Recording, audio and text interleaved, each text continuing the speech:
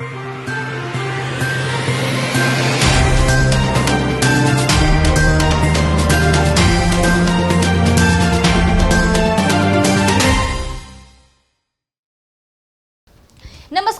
मैं हूं शारदा सिंह आपके साथ और आप देख रहे हैं टीवीजे मीडिया की खास पेशकश, जिसमें हम हाल फिलहाल के राजनीतिक मुद्दों पर एक नजर डालने वाले हैं। दरअसल लोकसभा अध्यक्ष पद के लिए अभी हाल ही में चुनाव हुआ और यह चुनाव काफी ऐतिहासिक था। ऐसा इसीलिए क्योंकि सत्ता पक्ष और विपक्ष दोनों ने ही अपने कैंडिडेट उतारे थे। जहां एक और एनडीए ने पिछले सत्र लोकसभा अध्यक्ष रहे ओम बिरला का नाम आगे बढ़ाया था, वहीं दूसरी ओर के सुरेश विपक्ष की ओर से स्पीकर कैंडिडेट थे। हालांकि जब पीएम मोदी ने ओम बिरला का नाम आगे बढ़ाया तो उन्हें ध्वनि मत से स्पीकर चुन लिया गया। लेकिन इन सब के बीच सबसे बड़ा सवाल ये है कि इस बार जो स्पीकर पद के लिए खींचतान हुई, उसका आगे भविष्य में क्या असर पड़ेगा। पीएम मोदी ने स्पीकर पद को लेकर जो रवैया अपनाया और जो टकराव देखने को मिला, उसका असर क्या होगा। स्पीकर के पद को लेकर आखिरकार इतनी खींचतान क्यों हुई। स्पीकर का पद कितना अहम होता है, स्पीकर के पास कितनी ताकत होती है, इन तमाम अहम सवालों को समझते हैं आज के इस एपिसोड में। आपको बता दें कि अभी हाल ही में कांग्रेस नेता राहुल गांधी ने यह दावा किया था कि रक्षा मंत्री राजनाथ सिंह ने कांग्रेस अध्यक्ष मल्लिकार्जुन खड़गे को फोन करके अपने स्पीकर प्रत्याशी के लिए समर्थन मांगा था, जिस पर खड़गे ने डिप्टी स्पीकर अपने खेमे से रखने की मांग की थी।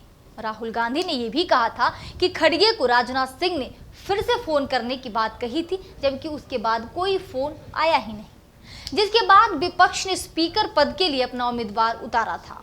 वहीं मीडिया रिपोर्ट्स के मुताबिक डिप्टी स्पीकर के लिए एनडीए और इंडिया अलायंस के बीच सहमति नहीं बन पाई। असल में एनडीए डिप्टी स्पीकर का पद भी अपने पास रखना चाहती थी, वहीं इंडिया अलायंस इसे विपक्ष को देने की मांग कर रहे थे। लिहाजा इस पर सहमति नहीं बन पाने के कारण ही इतनी खींचतान हुई। दरअसल लोकसभा स्पीकर को लेकर विपक्ष ने इस बार दावेदारी का फैसला यूं ही नहीं किया। उन्होंने ऐसा इसीलिए किया क्योंकि इस लोकसभा में 2014 और 2019 के मुकाबले तस्वीर बदली सी है। इस बार विपक्षी गठबंधन इंडिया मजबूत बनकर उभरा है। सत्ताधारी खेमे में जहां 293 सांसद जीत कर आए, विपक्ष का आंकड़ा 234 है। यही वजह रही है कि लोकसभा में बदले हालात का असर लोकसभा स्पीकर पद पर दावेदारी के दौरान दिखा। हुआ ये कि अब तक स्पीकर का पद सत्ता पक्ष को ही मिलता था, हालांकि इसमें विपक्ष की आम सहमति भी होती थी। वही डिप्टी स्पीकर विपक्ष की ओर से होता था, लेकिन इस बार सरकार इसके लिए तैयार नहीं हुई। बस यही पेच फंस गया और इतनी खींचतान हुई। हालांकि बीजेपी ओम बिरला को स्पीकर बनाने में सफल रही। बता दें कि आजादी के बाद पहली लोकसभा के स्पीकर चुने गए गणेश वासुदेव मावलंकर से लेकर 17वीं लोकसभा के अध्यक्ष रहे ओम बिरला सर्वसम्मति से चुने गए। वहीं इससे पहले 1952 और 1976 में भी स्पीकर पद के लिए वोट पड़ चुके। देश के इतिहास में लोकसभा के स्पीकर पद को लेकर पहला चुनाव 1952 में हुआ था। उस समय कांग्रेस की ओर से प्रधानमंत्री जवाहरलाल नेहरू ने जीवी मावलंकर का नाम स्पीकर के पद के लिए उम्मीदवार के तौर पर रखा था। वहीं ए.के. गोपालन ने शंकर शांताराम मोरे का नाम स्पीकर पद के उम्मीदवार के तौर पर प्रस्तावित किया था।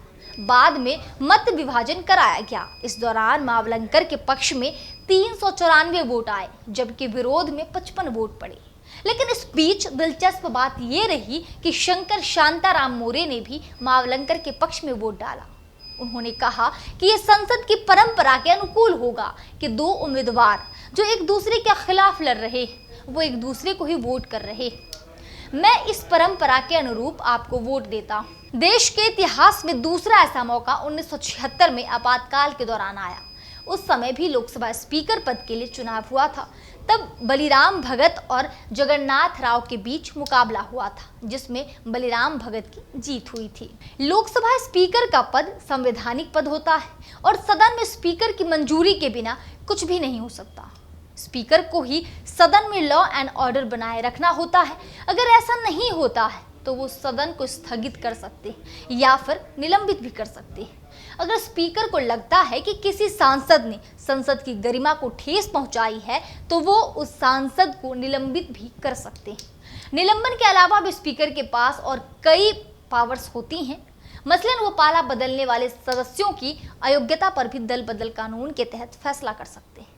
सदन में वोटिंग के दौरान स्पीकर की भूमिका काफी अहम होती है। इतना ही नहीं, लोकसभा में विपक्ष के नेता को मान्यता देने का काम भी स्पीकर का ही होता है। स्पीकर ही ये तय करता है कि बैठक का एजेंडा क्या है, सदन कब चलेगा, कब स्थगित होगा, किस बिल पर कब वोटिंग होगी, कौन वोट करेगा, कौन नहीं करेगा, जैसे तमाम मुद्दों पर फैसला स्पीकर को ही लेना होता है। यही वजह रही है कि इन शक्तियों की वजह से बीजेपी ने साम दाम दंड भेद की नीति को अपनाकर अपना स्पीकर बनाया।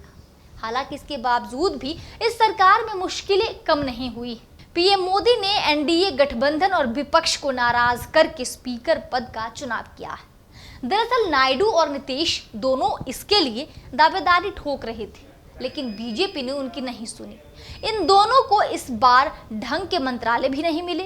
ऐसे में भविष्य में इस बात के पूरे संकेत हैं कि एनडीए में टूट पड़ जाए, क्योंकि कई सारे ऐसे मुद्दे हैं जिन पर भविष्य में टकराव होगा और स्पीकर पद को लेकर जो खींचतान हुई है, इसका असर भी गठबंधन पे जरूर पड़ेगा। फिलहाल इस वीडियो में इतना ही। मुझे दीजिए इजाजत और देखते रहिए टीबीजे मीडिया। ये जानकारी आपको कैसी लगी, कमेंट सेक्शन में हमें जरूर बताएं।